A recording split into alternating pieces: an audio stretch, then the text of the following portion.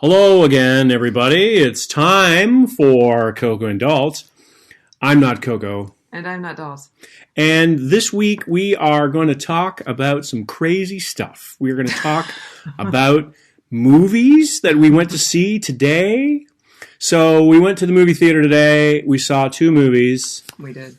We saw The Post and we saw The Last Jedi. Kind of radically different demographics involved there. And we might not have paid for both. But we're white people in New England, so we're probably not going to get popped for that. So we were good. We were all good. Yeah. So first of all, let's talk about The Last Jedi, Coco. Because we're talking about that one first? Let's talk about that one first, Okay. because that was the one we most recently saw. Okay. What are your thoughts on this fine cinema film? Yeah, I didn't love it. Really? What are your thoughts about it? Well, I need more. Why didn't you love it? Well, I said right after the movie that it's easy to write a beginning and it's easy to write an end, but the middle can be a little bit tougher, and I think that's kind of what this movie suffered from. Like, how are they going to bridge from The Force Awakens to whatever the name of the last movie in this trilogy is going to be, which I don't even know if they released that, but yeah, so I didn't love it. You didn't love it? No. It did, to me, sort of feel like a bridge movie, between beginning and end. Definitely felt like it was a stopgap movie and didn't, the characters were familiar to us, so there wasn't a lot of who's that guy and is he good or is he bad? I mean, there was a couple of new characters, but it wasn't really like the first one where we were learning all this for the first time. Mm-hmm. And I did read that a lot of the fans were really upset with like the witty, quips and stuff in there. But I felt like there weren't as many witty quips as in The Force Awakens. I actually liked The Force Awakens, unlike somebody in this room who thought it was a remake of A New Hope, Star Wars, the one made in 1977, whatever they're calling it.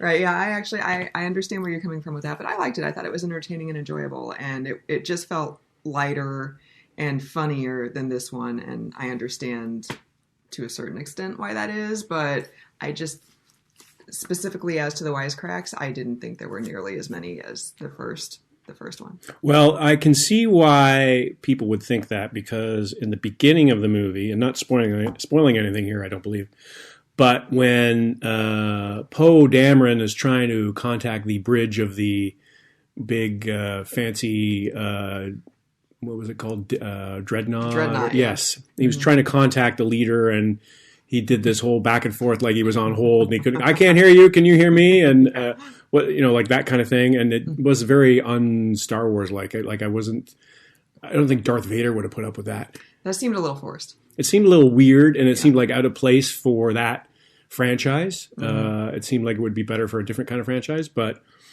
so I can see the point of view of the fans saying it was too light. There was too many Arnold Schwarzenegger wisecracks in the movie. So I can see that. The other thing that I thought about the movie as I was watching this, and it occurred to me about the whole franchise, and I hope I'm not doing anything outrageous in terms of the fans and that sort of thing, but whenever you see the scene, so there's a scene in this movie which is very similar to other movies where they had in the cantina, and they have other scenes where there's all these foreign creatures from all these different worlds around the universe. It occurred to me you never see two of the same kind of creature. So how do they procreate? How do they, like, is there some sort of, like, it can't be just the same thing for all species. So some of them have got to have mates and stuff like that. So that was what I took out of this movie, out of The Last Jedi. Wow. It's like, where are all the partners for these? Right. Where's the intergalactic Noah's Ark of right. Yeah. Two of each. I mean, there was only one of each. And so that kind of distracted me, I have to say, for the 2.5 hour running time. The other thing that distracted me for the 2.5 hour running time, I'm not sure. This is theater etiquette, people. 2 rows ahead of us. Right. Did this bother you too? You saw that. Yeah, it did. It was a little distracting, yeah. Yeah, there was a family there, a young family, had a lot of kids, and one of the kids was playing a video game on a phone the entire time through the entire movie, and that annoyed the baffle garb out of me. Baffle garb. I don't know if maybe that's an intergalactic swear word. But I didn't. So movie theater etiquette. Right. Don't have your phone on. It's one thing if somebody like flips the phone up once because they got like a text or something, but checking the time or the something kid's like that. just playing like Donkey Kong, like the whole movie. Right. And so here's the thing about The Last Jedi. It's a very dark movie. So it's in space. There's not a lot of light. Right. So the theater is dark. Right. They're not on Jakku. It's not well lit. Right. You know? Right. So they're not. Yes, exactly. So therefore, the theater is dark. And unless you're sitting 2 rows behind somebody who's playing a video game on their phone. Somebody who decided to save $20 and not hire a babysitter so they could That's go precisely what it was. And they got up and down about 17 times during the movie. They did, yeah. I mean, again, I don't want to criticize. I've been to movie theaters with little kids. I know how it works. Mm-hmm. But don't give them a phone in the movie theater. Right. And this is not a little kid movie. Like, right. If you're going to take your kids to the movie, take them to Coco. Right. Don't take them Trolls right. or something more appropriate for them. Exactly. Right. So not The Last Jedi. That was distracting. And while we're on movie theater etiquette, okay. because this is a complete tangent, if you're going to the movie, try not to snore as the man beside me was doing a couple of seats down. Did you hear that? I heard that, and the people in front of us heard that too. And they looked around. Looking around. There was one quiet moment, one serious, deep moment in the movie, and there was snoring going on. That should tell you how good, I'm using air quotes you can't see, The Last Jedi is when somebody is actually falling asleep during a Star Wars movie. So here we are. This is the roundup of what we just talked about. This movie is so good. Kids were playing video games, and grown men were snoring. Snoring, yeah. Yeah, I work with a guy who had told me that he didn't like it, but he also didn't like The Force Awakens, which, like I said, I enjoyed. Mm-hmm. And he loved Rogue One, mm-hmm. which I also enjoyed. So I was like, okay, I'll probably be somewhere in the middle. Like, I'll like it, but I won't love it. And then I didn't. You didn't like it? I don't necessarily have to watch it again. Yeah. But maybe it might turn into a thing where on the second viewing, I like it better. Like, because there are times that happens on second viewing or on second read. Like, my favorite book, the first time I read it, after the first chapter, I put it down. Oh, yeah? And I didn't go back to it for a month. And what book was that? The Blind Assassin by Margaret Atwood. Oh, Margaret Atwood. And well, that's a segment for another podcast. Right. But then I got to the end of it, and I was so blown away, I had to go back and reread it again from the beginning. And the second time, I was like, this book is fantastic. Yeah, so maybe it would be a thing like that, but... I doubt it. I think you're being generous because that's the kind of person you are, Coco. You're kind and thoughtful and generous. I think the movie was a mess in a lot of ways to me because there wasn't a streamlined story. Like the first one, at least, mm-hmm. I got the story. Right. The second one was like, what are they trying to say? What are they doing here? What is there any sort of allegory that I'm missing? It was hard to figure out what it was all about. Mm-hmm. And it was kind of the same as the first one in that the bad guys are chasing the good guys and they're catching up to them, and but the good guys have got some sort of secret weapon, and it smacked me of the same, mm-hmm. sort of like a lot of the same. Yeah, I think the best thing about it is those little furry things on Luke's water planet where the Jedi temple was. What are those called? Porgs or something? Is that what they were? Yeah. Yeah. The crystal guys? The crystal dogs? Yeah. The thing that Chewie was going to eat over the campfire. Right. Totally. One of those guys. Yeah. Those were probably the best thing about the movie for me. So to me, that was one of the worst things because it was like the Ewoks of the new movie. It was like every movie's got to have an Ewok equivalent so mm-hmm. that all the kids can have collectibles at Christmas. Mm-hmm. Well, okay. All right. Then another thing that I did enjoy about the movie was when they were on the weird casino planet. Yeah. And Rose and Finn freed the horse-dog hybrid thing. Yep. I'm like, wow, an animal rights statement in the middle of The Last Jedi. Because Finn had said something to the effect of like, this is why we came here, and then Rose actually freed the animal, and then she said, no, this is why we came here, or something to that effect. That was a statement, yeah. Yeah, and I was like, yeah, all right. I like that. Sympathy for all creatures. Okay, awesome. Yeah. So. On the casino planet that had one of every species on it, and there were no mates on that planet. Nobody was having fun on that planet. Well, maybe they were, and maybe that's why there's so many weird looking things in the Oh, galaxy. that could be. Yeah, It could be like the whole Spock kissing a green lady thing on not Spock, sorry, Captain James T. Kirk on the first Star Trek.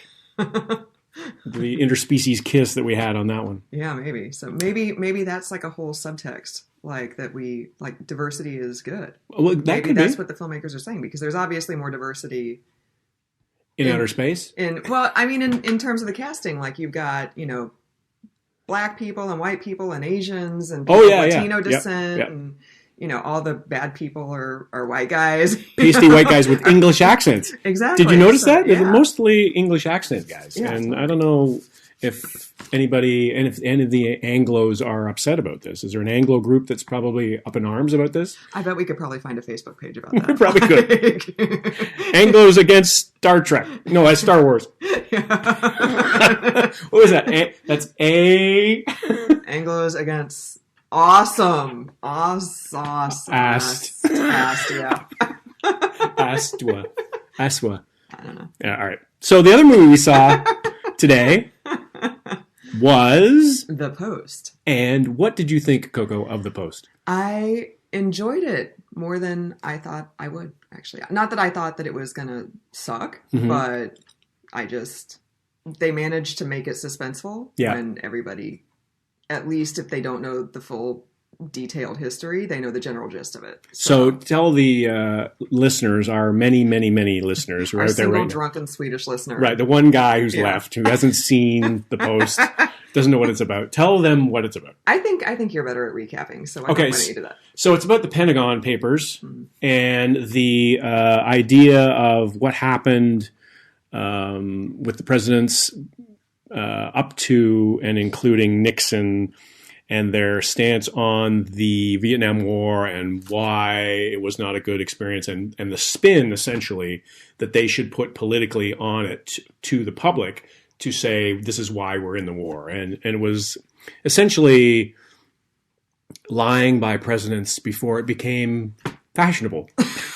What? Presidents lie? What? I know, it's crazy. What? This is a movie for the times. I don't think, and Steven Spielberg directed it. Meryl Streep is in it. Tom Hanks is in it. Bob Odenkirk. No, sorry. That sounds right. David Cross. There's a lot of really good actors in this movie. Matthew Rhys, who is in The Americans, which I have not seen but have heard good things about. And I also saw him, and he was Mr. Darcy in some kind of weird Pride and Prejudice sequel. Yeah. Oh, really? Yeah, the BBC or ITV or somebody did, and I watched it. And it was called Death Comes to Pemberley. I remember Look that. Look at this! I know, right? This is a tangent that we did not rehearse this. And I'm the one person who watched Death Comes to Pemberley. Wow. So I remember that. I stand corrected as Bob Odenkirk. I should have known that. Oh. Bob Odenkirk of Better Call Saul.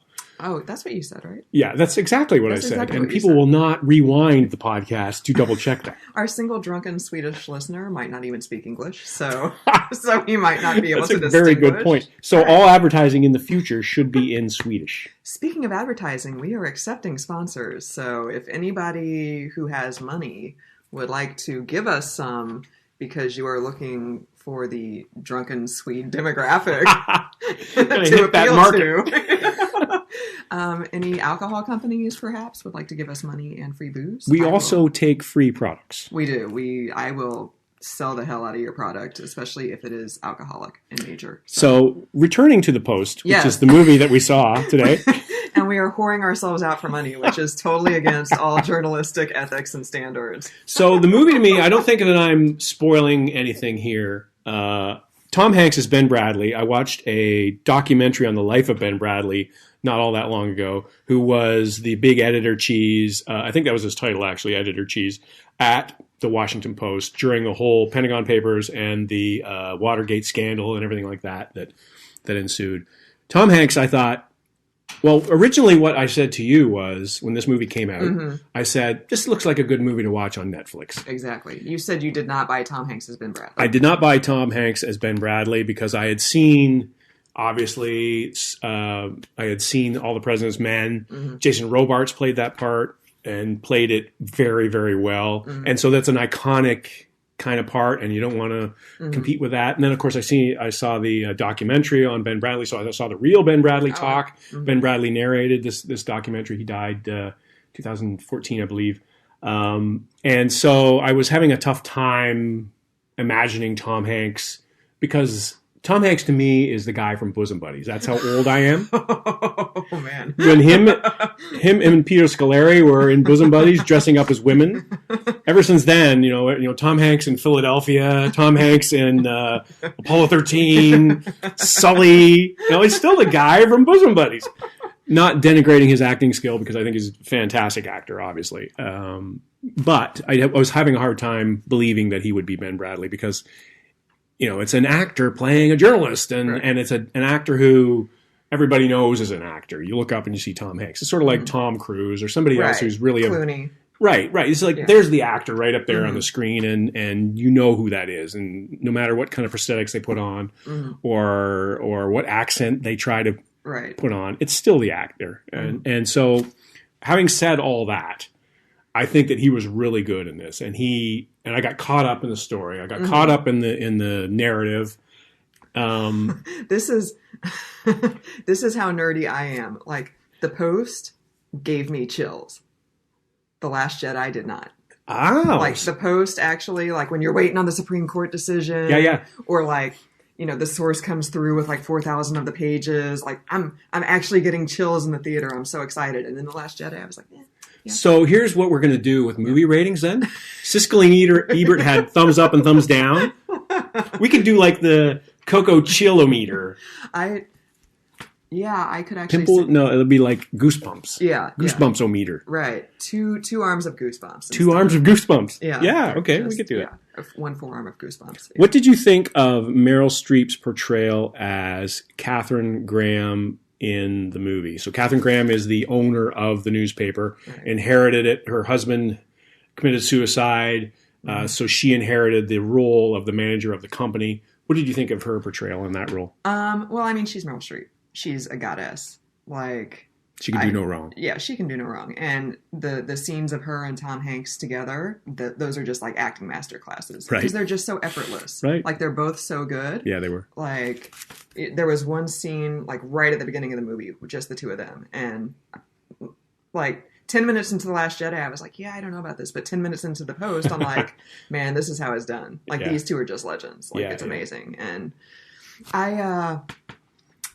so I will just come right out and say it unabashedly. I am a feminist, and I thought that they were a little bit heavy-handed with, at the end, like, so they're walking down the stairs of the Supreme Court, after the arguments, and there's all these young girls, like, looking at Meryl Streep as Katharine Graham, like, walking down the steps and, just admiration. And I thought they were, like, a little bit heavy-handed with that. But on the other hand, I mean, it was the 70s, and I understand you had to see her as the only woman in the boardroom with 30 middle-aged old white guys, because that's how it was then, and in many ways, that's how it still is now. So, well, in a lot of the places in that movie. So my take on her role was, it was a very brave role for her to take on, because Katharine Graham was portrayed as not very competent for a lot of the movie. Exactly. She was very...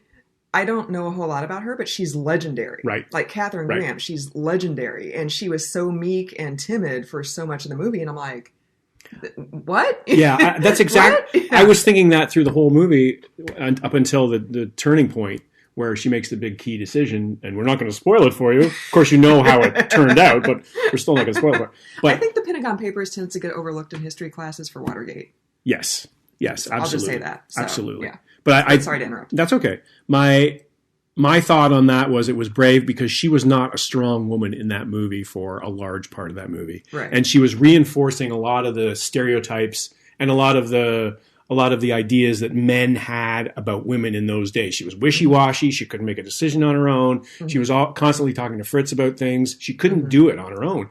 Right. And then she develops, and then she gets confidence. And it's a very pivotal moment to me when you were talking about her walking down the steps of the Supreme Court after the ruling and the women are all looking at her. I have two daughters. I got choked up during that moment because I was like, we needed the Catherine Grahams of this world to show that there's equality out there. And then women, can make these big decisions on their own. They don't need men to hold their hands. But it was a real, that was the payoff point for me. It was like, I forgave the rest of the movie before that because I was getting a little bit torqued off as a dad of daughters. It's like, what are you doing? Why are you portraying her as such a ninny? Like, she's not, she was a very powerful woman in those days and, you know, the Washington Post was not what it is now today, but it was still a big, important paper in a very important city. Obviously, the politicians were reading it and everything like that. So once it got to that moment, to me, that was, okay, that makes it all worthwhile because she stood up and she made a decision and everything like that. Yeah. And I understood the symbolism of her walking down the steps and like all the young girls looking at her with admiration, but I thought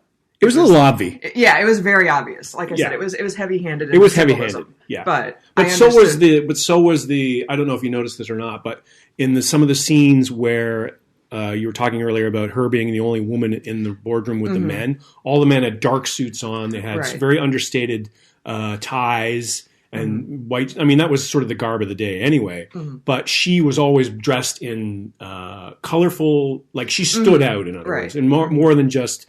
She was a woman in a room full of men, but she was also dressed colorfully too. And that to me was, okay, I get it. Like you didn't have to reinforce that with me. I understood that she was the different person in that room, but it was further reinforcement of and then all this. When she makes the key decision to which Dalts referred a few moments ago, she's wearing this like white, angelic, moo-moo, you know? And it was very, very obvious. Very obvious. And so there was, I noticed in that scene that we were talking about where she was either going to bed or getting ready for bed, and that scene in her own home where all the men come to talk to her about this crazy decision, what's she going to do, and some of them are trying to talk her out of it, and Ben Bradley's trying to talk her into what I think was the right thing to do. I mean, history obviously helps me be right about that. You know, I can say whatever I want, but it was history.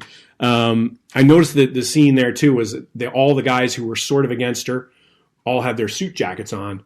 Ben Bradley didn't have his suit jacket on. He had his sleeves rolled up, and he still has tie on and his shirt sleeves, his shirt on. But I hope he's got a shirt on. Like, there's one scene in The Last Jedi where there's no shirt, and that was I don't know why that was in there. But anyway, so The Post was a very good movie. So to me, the high watermark on that obviously is All the President's Men, which we're going to see on HBO, and then it disappeared from HBO for some reason, so we're going to try to watch that again. Yeah, have to get that from the library or something. And Spotlight, which we talked about in one of our previous podcasts, and how awesome it is, and how I watch it repeatedly when you're at work and I'm at home pretending to work. Watch scenes from that, and so I thought I still love Spotlight because I didn't know anything about that story before I watched the movie. Obviously, I knew a lot about the Pentagon, not a lot, but I knew about the Pentagon Papers and I knew about Watergate before I went to see The Post. So it wasn't as revelatory as Spotlight. And Spotlight is just good old-fashioned journalism that took place in more recently than the Pentagon Papers and the Nixon stuff. So it's hard to match that because it had more relevance and more context for me in today's society.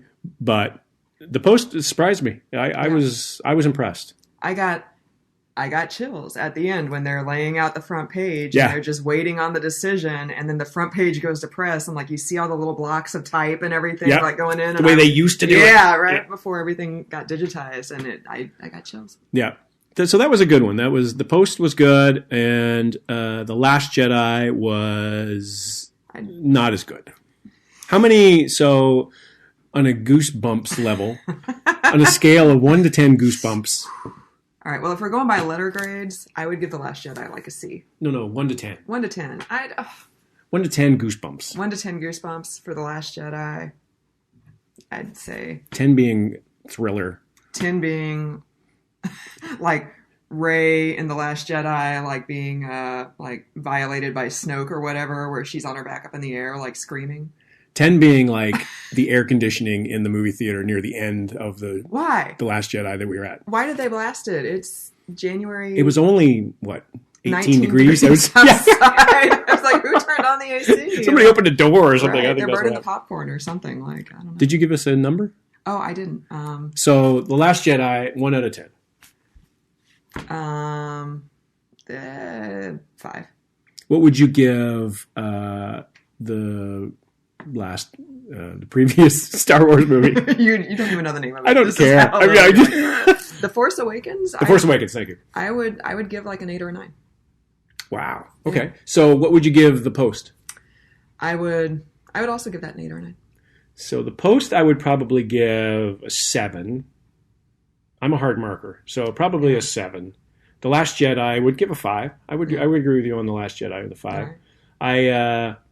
It was a good action flick. It was a good science fiction movie, but it just I didn't come away with, like, at least I had some sort of thought about the previous Star Wars movie, The Force Awakens. I had a dominant thought about that it was a remake, but at least it was, it was a female lead, and it was an African American guy, and it was, there was a lot of really good stuff. And then Poe Dameron was kind of like Han Solo wannabe, and so there was some likable things about, and they were all new characters, like I said earlier. But this one, I will say that my overwhelming thought on that is, and this is completely irrelevant to everything, but I still want them to kind of get like Rey and Finn together.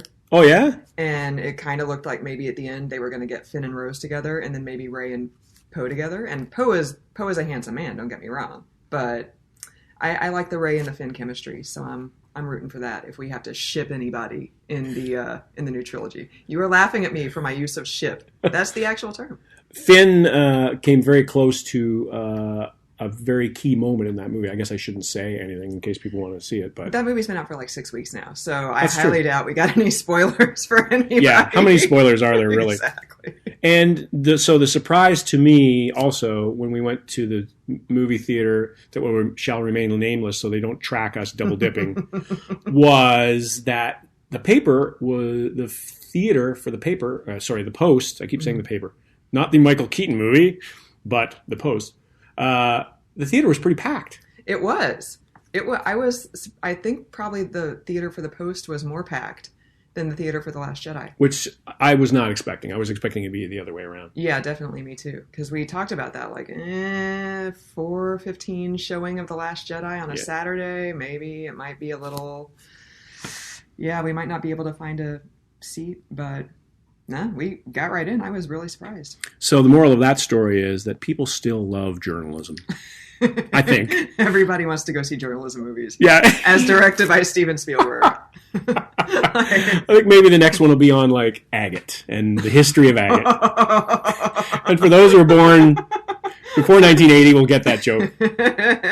I used to do agate in a past life. So did I. I didn't mind it, actually. We used to call ourselves agateers. Nice. So we would, when I was working at the newspaper, a large newspaper in Toronto, we would do the agate, and that was my first job out of journalism school, was being an agateer. Did you have like an agate specialty, like the golf agate, or? No, I was just all sports. Oh, okay. Yeah, all sports. But I had a line gauge. Remember did you ever have line gauges? No. Okay, this is not.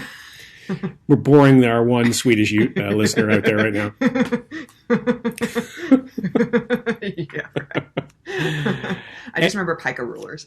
That's what it was. Oh, it's a pica ruler. Yeah, okay. same thing. All right. Same idea. Oh, wow. Okay. And the wheel, do you remember the wheel where you had to try to get the dimensions and the measurements aligned and everything like that? No, I don't remember that. Yeah, neither do I. But those are old in newspaper days. So the Post was a throwback to that, because they were putting all the lead. They used to have to set everything differently to print the pages and that sort of thing, with the actual punching out of lead letters and things like that. That was really cool. At one point, the Pentagon Papers source guy had his typewriter with him, and Dalts made a crack about that being his laptop. It was the size of this dining room table that we're sitting at right now. Exactly. Yeah. Probably weighed 5 times as much too. Like, those typewriters were heavy, man. So Steven Spielberg, we talked a lot about him before we went to see this movie and all the fantastic movies that he's made over the years. We did. We just watched Jaws last night. One of my 2, if not 3, favorite movies of all time. So that's a very good segue to perhaps something we'll do every week or every other week or every other podcast. If people will pay us money for it. If people will pay us money for it. So the throwback movie that we did was Jaws. And I think that was the first time I had seen Jaws uncensored, front to back, without commercials or anything like that. Like just as I never saw it in the theater. I was way too young. Not as young as I was when I first saw that movie, let me tell you. And I really liked it. Robert Shaw, who played Quint, the gnarled, crazy old fisherman guy. Just fantastic. What an iconic role that is. That's nothing that we're saying that, and I'm not saying that, and people are going, "Oh wow, really?" Like that's a fact out there. What is this Jaws movie you're talking exactly. about? What? Who is that about? A guy with a big mouth. So the Bond villain. It's a Bond villain. It's a documentary on a Bond villain. Yeah, that's fantastic. So, what did you think upon seeing that after so many years of? I mean, I know it's a favorite of yours, but it is a favorite of mine. I mean, I still love it. I'll watch Jaws. It used to come on like TNT or something constantly. Like they used to play it all the time, and I would always sit down and watch it, or I'd have it on in the background while I was folding laundry or something, and I will still watch it to this day. Anytime. Roy Scheider, who played Chief Brody, was actually one of my very first crushes. Oh yeah, I mentioned that last night, but yeah, because also in Cabaret, was he not? Was he? I think so. I didn't know that. Wow. Yeah. I know he was in a Sequest. That horrible late 80s series. I know that, but that's the only other thing I know. He was good in that. He played a pretty good police chief, right, of Amity. Yes. Uh-huh. Yeah. And he was not the movie you referenced, the Jaws I'm talking about. Yeah. He was good. I thought it was pretty good. I thought it was a good journey. It was a good story. Yeah, definitely. It's when spoiler alert, Quint gets eaten by the shark at the end. That is definitely pretty graphic. Oh, man. I watched that, and the blood is very red. Yeah. More so than real blood, but it still was like, that was gruesome. Yeah. That was some serious gruesome. Well, I mentioned last night that, I watched the True Hollywood Story on the making of Jaws way back in the day, and they said that Spielberg intentionally did not use much red in the rest of the movie, so that whenever people got attacked, and then at the end when, spoiler alert, shark blows up, if anybody seriously emails us about you spoiled Jaws for me. You've had 40 years, bro. The movie's been out since 1975. I was gonna see it. Yeah, it's on my watch list.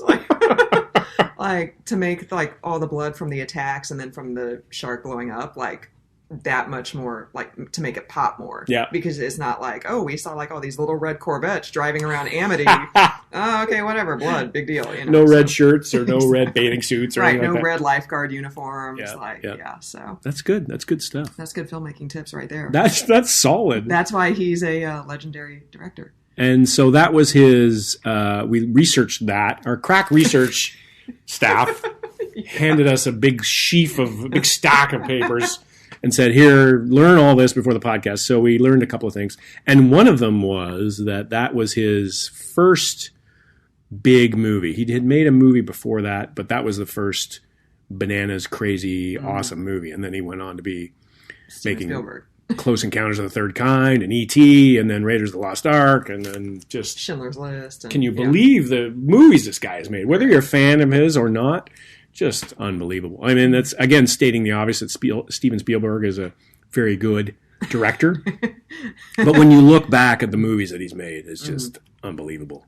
Sort of we were talking about Ron Howard. Exactly. Reference to an earlier podcast. So what are we doing with the Spielberg stuff? Are we going to say, where does the post stack up to Jaws, or is that what we're... Well, yes. So do we want to do a versus... so a new segment that we can come up with in order to sell to potential subscribers and sponsors, I should say. Yes. And this was suggested by dedicated listener Scotty P., that we do a segment called Versus. And it's not a Pearl Jam album for the 4 people who might get that reference. And not that old cable sports station. Oh, that turned into... NBC Sports? Yeah. Yeah. You're right. Or the outdoor... See, that's a better joke than the one I made. No, I don't think so. Because the one I made is Pearl Jam. People are like, Pearl Jam? Who's that? Pearl Jam is hip with people who grew up in the 90s, man. Swedish fans? Yeah, I bet Swedish fans like Jeremy. I don't know. I was trying to think of like a Pearl Jam song, and that's what I came up with. So Pearl Jam, just as a... Better Man. Better Man's I like that song. It's the guy who's a really big... Eddie Vedder is a really big Chicago Cubs fan, so maybe people will resonate with that. Oh, I can't be down with Eddie Vedder then. So Pearl Jam... Oh, no, let's move on. Okay, let's not get sidetracked. I was going to go on a major tangent there. We have to appeal to sponsors, and if they think that we can't stay on track, then... And then we need a theme for this. So Versus... We're on to Versus! Speaking of being hip. Well, I can't do anything that we have to pay rights for. Oh, that's true, yeah. I'm just going to make something up. Yeah, okay. So do we want to do Jaws versus The Post, or do we want to do early Spielberg versus later Spielberg? Do we want to do Star Wars versus Close Encounters of the Third Kind? Or... I've never seen Close Encounters. So no, neither have I, so we can't really do that. We'll just be talking out of our asses there. Which was different from the rest of the podcast. One of us hasn't been drinking. That's all I'm going to say. So. Wait a minute. I just got called out on the podcast. Well, okay, let's not get into that. So, Versus. What do we want to do versus? I don't know. Do we want to do, like, how about, like, all of the Spielberg, like, the oeuvre? Yeah. So, the adventure oeuvre versus the drama, serious Schindler's List, Color Purple, all that sort of stuff? Yeah. So, what do you prefer? What do you think is better? Now, taking Spielberg's name off them and saying, what is the better movie? What is the more entertaining movie? What is the what should people be more cognizant of? Well, I would say that the movies that I have enjoyed have been, and this is going to be no surprise to you, the action adventure movies like Jaws, Raiders of the Lost Ark, Indiana Jones and the Last Crusade. I mean, don't get me wrong, Schindler's List, Oscar winner, The Post, very good. I didn't love Bridge of Spies. Like, it just kind of... Didn't do it for you? Yeah, it was just okay for me, even though Mark Rylance won Best Supporting Actor for that. Lincoln, yes, that just got pointed out to me. Very, very good movie. By our crack research staff. I did enjoy Lincoln very much, but if I were going to go back and rewatch movies, it's going to be Jaws every time. So what are I guess the question is, what are the more influential movies? Spielberg's popcorn movies or his Oscar-worthy movies? I'm going to say the popcorn movies. So you think that changed the game more than the other movies? I'm going to say so, yeah. Yeah, I don't disagree with that. I did not see Schindler's List. I'm the only person in the United States who has not seen that movie. But Raiders of the Lost Ark changed my life in a lot of ways because it was just... Everybody knows the melty Nazi face guy. And I'm going to go back to The Post and say that the guy who played Bob McNamara... Bruce Greenwood. ...was totally a dead ringer. No pun intended, for the melty Nazi face guy. He was, in Raiders of the Lost Ark. Was, I didn't even realize that was Bruce Greenwood. Like, that's how... Bruce Greenwood, by the way, is a fantastic actor. And I'm not saying that just because he's Canadian. He Very was good. Really good in that. Very good also in American Crime Story, The People vs. O.J. Simpson. Right. And the role that he played in that was... Gil Garcetti. Right. L-A-A-D. He was fantastic in that. No. D-A, not A-D. A-D? Like I said, only one of us has been drinking tonight. You'll never guess who. Jurassic Park changed the game in a lot of ways. It gave Jeff Goldblum a really good career boost. Yeah. That was not an original, obviously a Michael Crichton idea from a book. It wasn't an original, but also E.T. Now, where would we put E.T. on this oeuvre? You're going to mock me for my use of that word, aren't you? Maybe. Constantly. Yeah. Great. I don't know. It was a pretty good movie. Yeah. It came out the same year as Blade Runner came out. And so being a contrarian, a practicing contrarian, I was all over the Blade Runner and not into E.T., which set like $zillion records. Mm-hmm. But it was still a really good movie. I haven't seen it in years. I probably should watch it with my daughters because that would be a good movie to see. I'd watch it again. I haven't probably seen it since it came out. But I saw it in the theater. That's yeah. Even though I'm only 29 years old. I was going to say you were underage in those days. Saving Private Ryan, Close Encounters, Lincoln, Artificial Intelligence. That was awful. Minority Report. I haven't seen that. That was a great movie. Also a Philip K. Dick book turned into a movie. A fantastic job there. I like Tom Cruise in that. He was actually pretty good in that. The Color Purple we mentioned. Catch Me If You Can. Yeah, I didn't love that. Munich. I thought Munich was pretty good. I never saw that. War of the Worlds I did not see. Empire of the Sun. Empire of the Sun is a great movie. Also a great book by J.G. Ballard. I highly recommend it if you haven't seen it, although I like J.G. Ballard as an author, so I'm going to recommend that. Where do you think 1941 ranks on the Steven Spielberg ranker? I don't believe I've ever heard of 1941. That's the John Belushi movie. Oh. That he made 3 movies into his career, and it was a bomb. No pun intended. Well, I mean, if it's got John Belushi, it's got to be number one. I mean, you think so? Oh, yeah. Yeah. Hook. We talked about the Indiana Jones movies that sort of associate with him. War Horse. I liked that. You liked War Horse? Yeah. Yeah. I liked it. So the final verdict on Versus, as we wrap up this edition of Coco and Dalts, because we never know when we're going to do one. The final verdict was popcorn wins, Oscar movies, good, but not worth celebrating. Well, Is that true? I don't know if I'd go that far. Okay, tell me. Well, if you were gauging it by what you said earlier about what's influenced the culture more, then I would say popcorn. Then I would say popcorn flicks. But in terms of this, for the sake of this argument we're making, popcorn more influential than Oscar-worthy movies. I would say that. In the Spielberg oeuvre. Canon. Oh, canon. Canon. Okay, canon. Let's go with that word now. Not oeuvre. Yeah. I thought oeuvre was French for eggs. Oh, maybe. Or maybe that's oof. That's oof. Oh, okay. Yeah, sorry. Yeah. A little bit of bilingualism there. As we close another edition of the Coco and Dalts podcast. Well, is that your opinion? Like the action? No, I don't have to give my opinion, do I? Yes, you do. I do. This is Coco and Dalts. Okay. Not just Coco getting interviewed.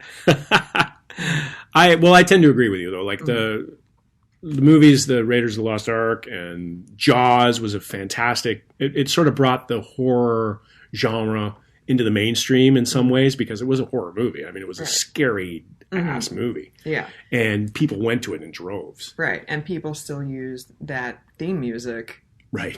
Constantly. Like when the boss is coming down the hall. Right. And, and every sporting event you go to and, very influential. Your mom uses your full name instead of just your first name. Like, it's on. It's the Jaws music. Yeah. So I agree. I completely agree with you. You're absolutely right, Coco. And I hope that will make up for any past crimes that I might have committed against you. Mocking me is not, the way to my heart. And on that note, thanks for tuning in this week to the podcast. And with any luck, we'll have another one soon. And with any luck, we'll also have money from sponsors soon. And with any luck, we'll have a website that you can send notes to and download things to. Oh, yeah, we got to get on the website then. Yeah, that's on me. Okay. Thank you. Goodbye.